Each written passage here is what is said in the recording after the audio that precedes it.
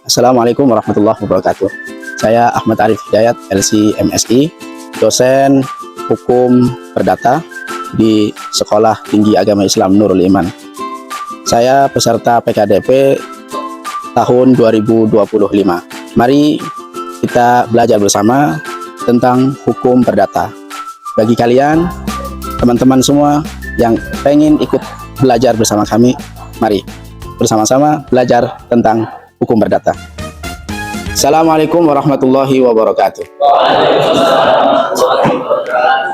Alhamdulillah wassalatu wassalamu ala rasulillah wa ala alihi wa sahbihi wa man walah amma ba'du. Selamat pagi semuanya. Kaifa halukum? Pada pagi hari ini insyaallah kita akan belajar bersama tentang hukum perdata. Pada kesempatan kali ini kita punya materi yang perlu kita bahas dalam hukum perdata, yaitu seputar perkawinan. Di sini sudah ada yang kawin? Belum? Nikah? Belum. Tapi pengen nikah? Oke. Pengen ya? Harus punya cita-cita pengen nih nikah. Tapi nikah dulu baru kah?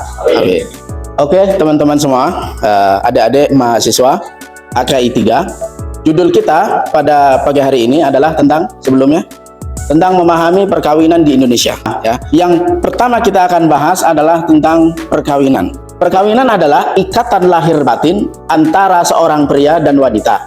Jadi lihat dulu, ikatan lahir batin, bukan lahir doang, bukan begini doang, tetapi lahir dan batin. Bukan pengen senang-senang doang, bukan pengen enjoy-enjoy doang, tetapi harus memberikan segala totalitas kita kepada pasangan yang kita miliki. Ikatan lahir batin antara seorang pria dan wanita. Karena laki-laki diciptakan itu berpasangan, wanita sebagai suami istri dengan tujuannya apa? Tujuannya membentuk keluarga, yaitu rumah tangga yang bahagia dan kekal berdasarkan ketuhanan yang Maha Esa. Karena di Indonesia, maka sila yang pertama kita harus ikuti, yaitu berdasarkan ketuhanan yang Maha Esa. Yang mesti kita ketahui sebelum kita melakukan yang namanya pernikahan. Kalian harus tahu nih, apa itu nikah. Jangan pengennya kawin doang. Apa sih yang menjadi dasar hukum perkawinan? Pertama, dasar hukum perkawinan itu ada di Undang-Undang Nomor 1 Tahun 1974. Jadi perkawinan Indonesia ini diatur dalam UU Undang-Undang Nomor 1 Tahun 1974, yaitu undang-undang utama yang mengatur syarat. Pertama, syarat nikah yang jelas, kemudian tujuan dari pernikahan, kemudian hak dan kewajiban bagi suami dan istri. Kalian boleh nanti lihat di internet, search di Google apa saja perubahan yang ada di tahun 2019 tentang perkawinan. Kadang perkawinan itu nggak selamanya berjalan mulus, berjalan lancar. Ada ombak-ombak yang harus dilalui. Ada yang tenggelam di tengah perjalanan, ada yang berhasil melewati ombak. Nah, ini dia. Perceraian juga diatur pada kompilasi hukum Islam. Kemudian yang terakhir di kompilasi hukum Islam adalah tentang warisan. Ya, harta yang dikumpulkan bersama, ya, nanti entah dia meninggal punya anak, nah anaknya itu akan mewarisi apa. Nah, itu juga diatur dalam kompilasi hukum Islam mengenai waris. Dan terakhir tentang KUH Perdata. KUH Perdata ini untuk non-muslim yang menganut hukum perdata barat. Jadi seluruhnya itu untuk dasar hukum perkawinan ada 4 dasar yang mungkin kita bisa cek, ya. Yang pertama UU tahun 1974, kemudian ada UU tahun 2019, ada kita boleh cek lagi juga di kompilasi hukum Islam, dan yang terakhir KUH Perdata. Oke, selanjutnya asas-asas perkawinan. Oke, asas itu apa? Asas sesuatu yang menjadi tumpuan sesuatu yang ada di atasnya, itu namanya asas hukum perkawinan. Jadi apa yang menjadi tumpuan, ya, fondasi dari hukum perkawinan. Yang pertama monogami. Apa itu monogami? Monogami itu apa? Mono itu satu. Ya, lawan dari poli. satu pria satu istri, poligami dengan syarat ketat dan izin pengadilan. Tuh susah buat poligami, jangan macam-macam ya, karena syaratnya poligami itu dua ya, izin sama istri dan disahkan oleh pengadilan. Oke, paham nggak? Pada dasarnya perkawinan di Indonesia itu asasnya adalah monogami, satu aja. Kemudian yang dua, asas legalitas. Jadi kalau orang mau nikah itu harus ada legalitasnya. Buktinya apa? Tandanya apa kamu sama si dia itu nih nikah, harus ada legalitasnya tuh. Perkawinan harus sesuai hukum agama dan dicatat negara. Sesuai agama tapi nggak dicatat. Nah, ini yang banyak di masyarakat seperti itu. Pengennya sah secara agama tetapi nggak mau diakui sama negara. Nanti ada konsekuensi yang harus dia tanggung. Ya, dari mulai pembuatan KK, kemudian ada yang namanya akte lahir dan lain sebagainya ya. Jadi legalitas itu ada dua. Yang pertama sesuai agama ya, dan yang kedua harus dicatat oleh negara. Ya, nggak ada paksaan. Kamu dipaksa nikah nggak boleh. Ya, rela itu tanpa paksaan tuh. Atau dipaksa kawin nggak boleh. Keempat, asas tujuan spiritual dan sosial. Mau nikah tujuannya apa sih? Untuk menenangkan diri kita, jiwa sosial, supaya nggak berantakan secara hubungan kita dengan masyarakat, tanggung jawab, harmonis keluarganya. 5, asas persamaan hak dan kewajiban. Laki-laki dan perempuan juga sama, pengen nih nikah, harus memberikan perhatian satu sama lain ya. Kemudian selanjutnya tujuan perkawinan. Nah, kalian kalau saya tanya kamu pengen nikah, tujuannya apa?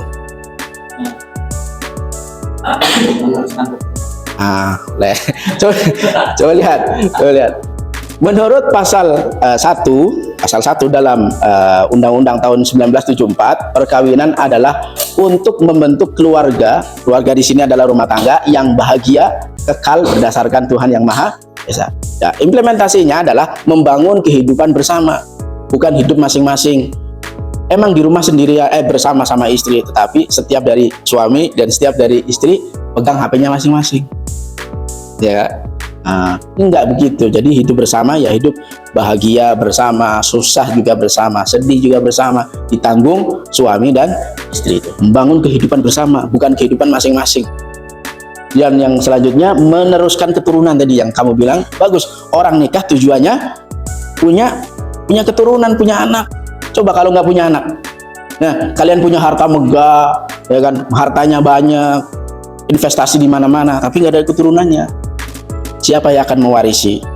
Ya, jadi pentingnya keturunan itu juga sangat dibutuhkan. Karena itu sesuai dengan apa yang dianjurkan oleh Nabi kita, bahwa Nabi Muhammad, umat Islam itu akan saling berbanyak-banyakan umat di akhirat.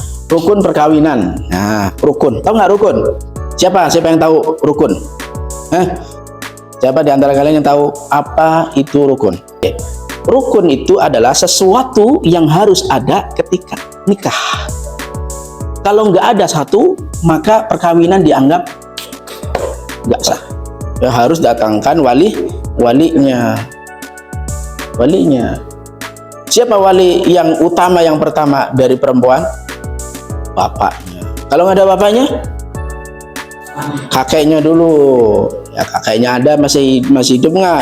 Kakek. Kemudian harus ada yang namanya 2 saksi. Nah, saksi dari laki-laki dan saksi dari perempuan. Kemudian yang terakhir ada ijab kabul. Kalau bahasa Arabnya angkahtuka wa zawwajtuka gitu ya. Nanti insya Allah di akhir ini kita akan ada stimulasi akad nikah. Saya butuh 4 orang. Oke, sekarang kita akan mencoba stimulasi akad nikah ya. Siap ya? Kamu jadi apa? Saya jadi wali nikah. Kamu? Jadi mempelai pria. Oke, kamu? Saksi. Oke, siap ya? Siap. Oke, silahkan. Siap ya Pak? Oke, lanjut. Bismillahirrahmanirrahim. Ananda Panca. Saya nikahkan dan kawinkan engkau dengan putri saya, Ica binti Fajri, dengan mas kawin logam mulia 5 gram dan uang 500 juta rupiah dibayar tunai. Saya terima nikah dan kawinnya Ica binti Fajri dengan mas kawin tersebut dibayar tunai. Gimana? Sah? Kita akhiri perkuliahan pada pagi hari ini.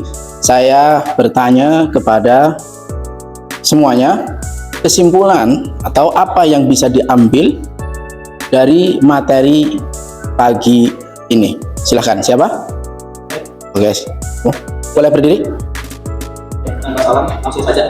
Ini untuk memberikan kesimpulan pada materi pagi hari ini, yaitu perkawinan yang ada di Indonesia. Langsung saja. Jadi poin-poin yang kita dapatkan dalam materi pagi hari ini, yang pertama bahwasanya perkawinan adalah ikatan lahir batin antara pria dan wanita yang bertujuan untuk membangun rumah tangga yang sakinah, mawaddah, warahmah. Perlu diingat kembali bahwasanya perkawinan adalah hal yang bukan bisa dipermainkan. Perkawinan adalah hal yang memang sakral untuk dipertunjukkan kepada semua orang di kalangan rakyatnya publik. Perkawinan tentunya memiliki dasar hukum yang dimana sebelumnya telah dijelaskan oleh materi bahwasanya dari Undang-Undang Nomor 1 Tahun 74 sampai Undang-Undang Nomor 16 Tahun 2019 sampai Kompilasi Hukum Islam serta KUHP, dan juga pemateri menjelaskan asas-asas penting yang terdapat dalam materi, hingga yang menjadi poin terakhir yang harus kita ingat bahwasanya pernikahan atau perkawinan adalah hal yang sakral. Satu pesan yang ingin saya sampaikan kepada teman-teman semua bahwasanya pernikahan tidak dinilai dari seberapa mewah dan megahnya dekorasi dari pernikahan tersebut, tapi hendaknya pernikahan dinilai dari seberapa takwanya dua pasangan tersebut kepada Allah SWT. Ada yang tidak saya sampaikan, kurang lebih mohon maaf. Kalau maaf tidak adik-adik semua, teman-teman mahasiswa, begitulah pembelajaran kita pada pagi hari ini. Semoga bisa bermanfaat